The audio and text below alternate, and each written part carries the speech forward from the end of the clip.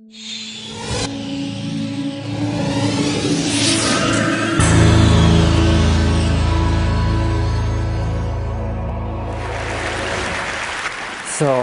I guess this is a result of globalization that you can find Coca-Cola tins on top of the Everest and Buddhist monk in Monterey. And so I just came 2 days ago from the Himalayas to your kind invitation, so I would like to invite you also for a while to the Himalayas themselves. And to show the place where meditators like me, who began with being a molecular biologist in Pasteur Institute and found their way to the mountains. So these are a few images I was lucky to take and be there. This is the Mount Kailash in eastern Tibet, wonderful setting. This is from Marlborough country.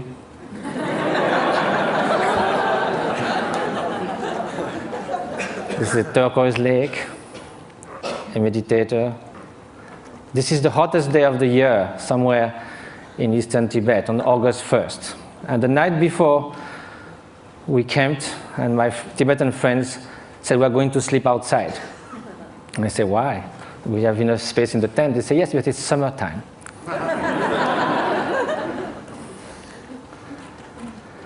So now we are going to speak of happiness. As a Frenchman, I must say that there are a lot of French intellectuals that seems happiness is not at all interesting.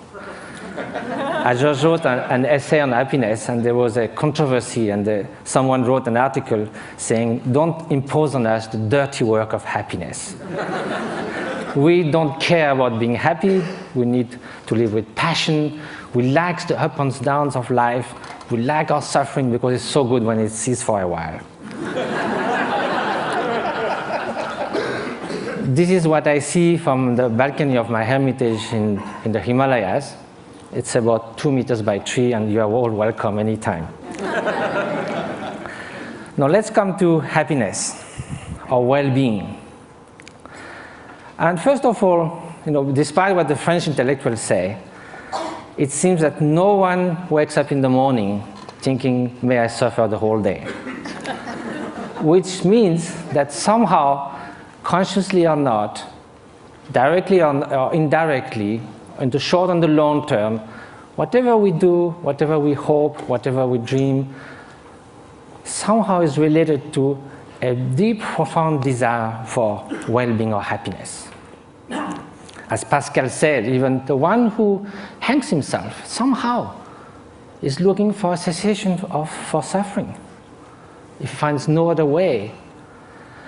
But then if you look in the literature, East and West, you can find incredible diversity of definition of happiness. Some people say can only be lived in remembering the past, imagining the future, never in the present. Some people say happiness is right now, is the quality of the freshness of the present moment. And that led to Henri Bergson, the French philosopher, to say all the great thinkers of humanity have left happiness in the vague, so that they could define, each of them could define in their own terms. Well, that will be fine if it was just a secondary preoccupation in life. But now, if it is something that's going to determine the quality of every instant of our life, then we better know what it is, have some clearer idea. And probably the fact that we don't know that is why so often, although we seek happiness, it seems we turn our back to it. Although we want to avoid suffering, it seems we are running someone towards it. And that also comes from some kind of confusions. One of the most common one is happiness and pleasure. But if we look at the characteristic of those two, pleasure is contingent upon time, upon its object, upon the place. It is something that changes of nature. Beautiful chocolate cake, first serving is delicious, second one, not so much, then we feel disgust. That's the nature of things. We get tired. I used to be a fan of Bach. I used to play it on the guitar. I can hear it 2, 3, 5 times. If I had to hear it 24 hours non-stop, it might be very tiring. If you are feeling very cold, you come near a fire, it's so wonderful. Then after some moments, you just go a little back and then it starts burning. It sort of uses itself as you experience it. And also again, it's something that it is not something that is radiating outside. Like you can feel intense pleasure and some others around you can be suffering a lot. Now, what then will be happiness? And happiness, of course, is such a vague word. So let's say well-being. And so I think the best definition, according to the Buddhist view, is that well-being is not just a mere pleasurable sensation. It is a deep sense of serenity and fulfillment. A state that actually pervades and underlies all emotional states and all the joys of sorrows that can come one's way. Well, that might be surprising. Can we have this kind of well-being while being sad? In a way, why not? Because we are speaking at a different level. Look at the waves coming near the shore. When you are at the bottom of the wave, you hit the bottom. You hit the solid rock. When you are surfing on the top, you are all elated. So you go from elation to depression. There's no depth. Now, if you look at the high sea, there might be beautiful, calm ocean like a mirror. There might be storms, but the depth of the ocean is still there, unchanged. So now, how is that? It can only be a state of being, not just a fleeting emotion, sensation, even joy that can be the spring of happiness. But there's also wicked joy. You can rejoice in someone's suffering. So now, how do we proceed in our quest for happiness? Very often, we look outside. We think that if we could gather this and that, all the conditions, something like we say, everything to be happy. To have everything to be happy, that very sentence already bears the doom of destruction of happiness. To have everything. If we miss something, it collapses. And also when things go wrong, we're trying to fix things outside so much. But our control on the outer world is limited, temporary, and often illusory. So now look at the inner conditions. Aren't it stronger? Isn't it the mind that translates the outer condition into happiness and suffering? And isn't that stronger? We know by experience that we can be in what we call a little paradise and yet be completely unhappy within.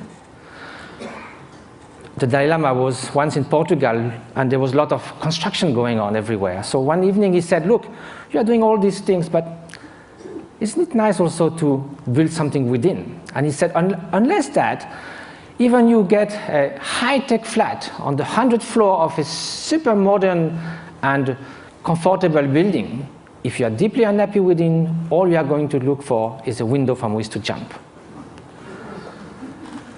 So now, at the opposite, we know a lot of people who in very difficult circumstances manage to keep serenity, inner strength, inner freedom, confidence. So now if the inner conditions are stronger, of course the outer conditions do influence. And it's wonderful to live longer, healthier, to have access to information, education, to be able to travel, to have freedom. It's highly desirable. However, this is not enough. Those are just auxiliary help, conditions. The experience that translates everything is within the mind. So then when we ask oneself how to nurture the conditions for happiness, the inner conditions, and which are those which will undermine happiness. So then this needs to have some experience. We have to know from ourselves there are certain states of mind that are conducing to this flourishing, to this well-being, what the Greek call eudaimonia, flourishing. And there are some which are adverse to this well-being. And so if we look from our own experience, anger, hatred, jealousy, arrogance, obsessive desire, strong grasping, they don't leave us in such a good state after we have experienced it. And also they are detrimental to others' happiness. So we may consider that the more those are invading our mind, and like a chain reaction, the more we'll feel miserable, we'll feel tormented. At the opposite, everyone knows deep within that an act of selfish generosity, if from the distance, without anyone knowing anything about it, we could save a child's life, make someone happy. We don't need a recognition. We don't need any gratitude. Just the mere fact of doing that feels such a sense of adequation with our deep nature. And we would like to be like that all the time. So is that possible? To change our way of being, to transform one's mind? Are those negative emotions or destructive emotions inherent to the nature of mind? Is a change possible in our emotions, in our traits, in our moods? So for that we have to ask, what is the nature of mind?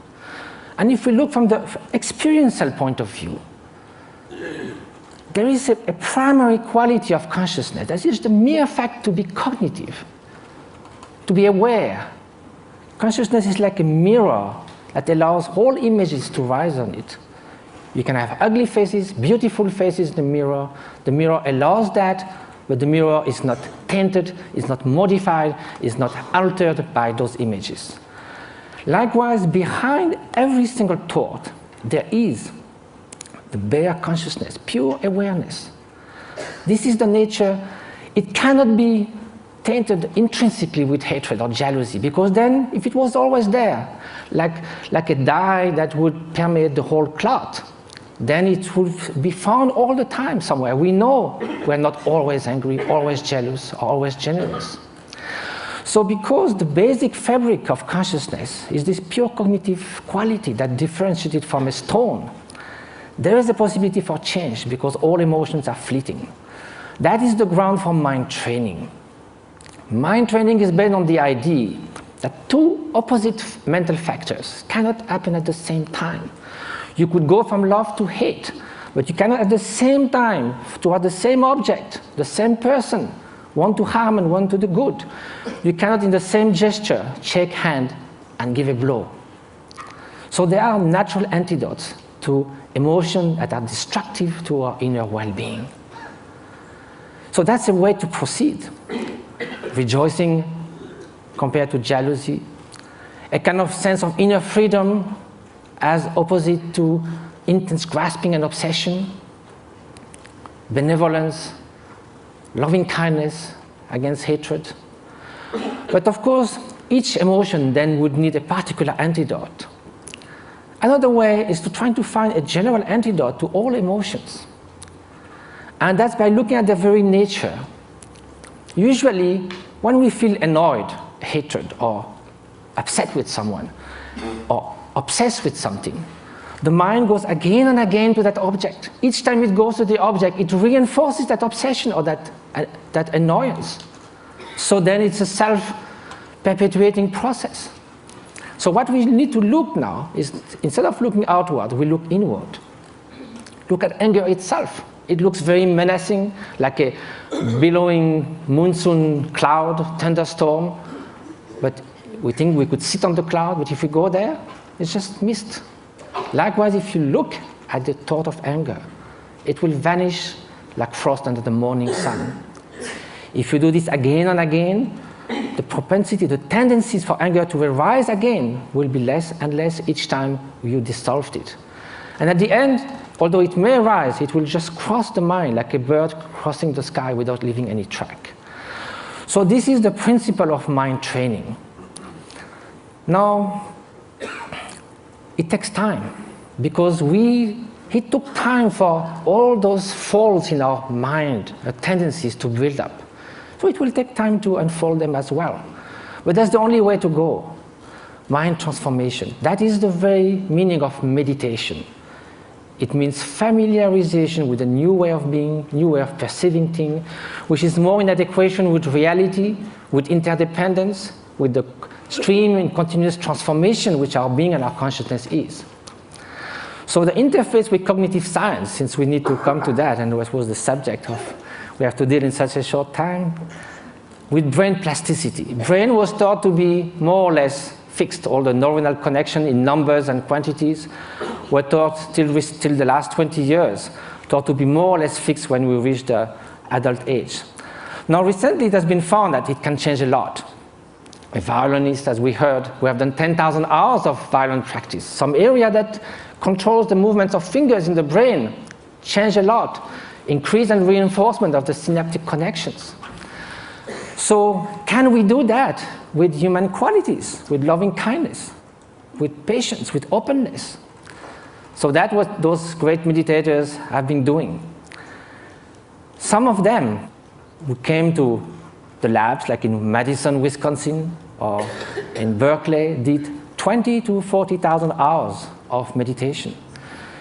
They do like 3 years retreat where they do meditate 12 hours a day, and then the rest of their life they would do that 3-4 hours a day. They are real Olympic champions of mind training. This is the place where they meditate. You can see it's kind of inspiring. Now, here with 256 electrodes.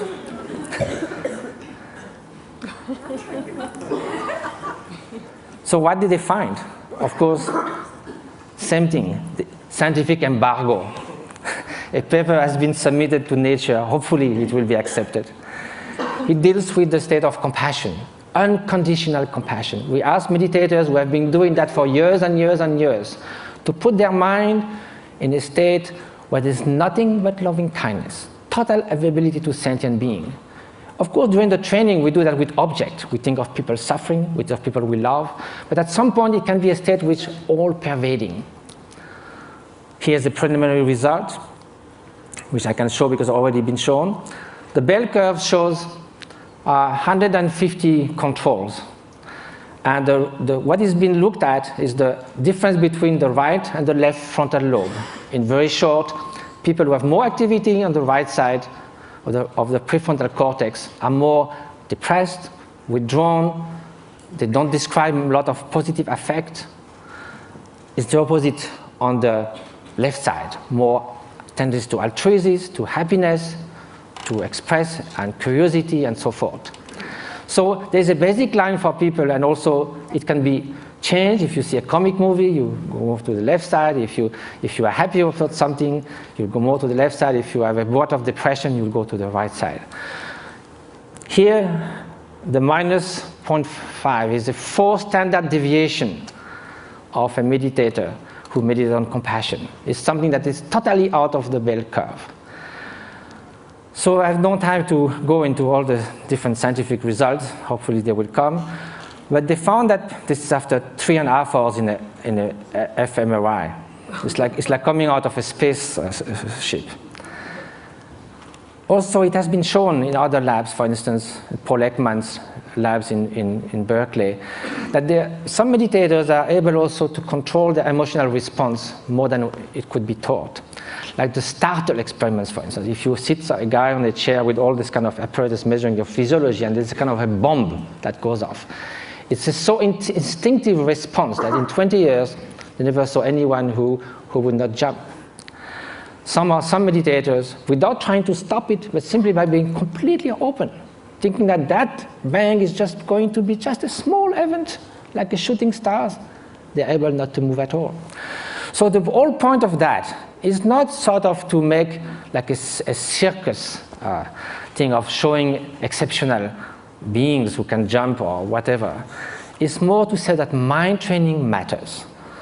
That this is not just a luxury. This is not a supplementary vitamin for the soul. This is something that's going to determine the quality of every instant of our life. We are ready to spend 50 years achieving education. We love to do jogging, fitness. We do all kinds of things to remain beautiful. Yet, we spend surprisingly little time taking care of what matters most, the way our mind functions, which again is the ultimate thing that determines the quality of our experience. Now, compassion should also be put in action. That's what we try to do in different places. Just this one example is worth a lot of work. This lady with bone TV left alone in a tent was going to die with her only daughter. 1 year later, how she is. Different schools and clinics we've been doing in Tibet.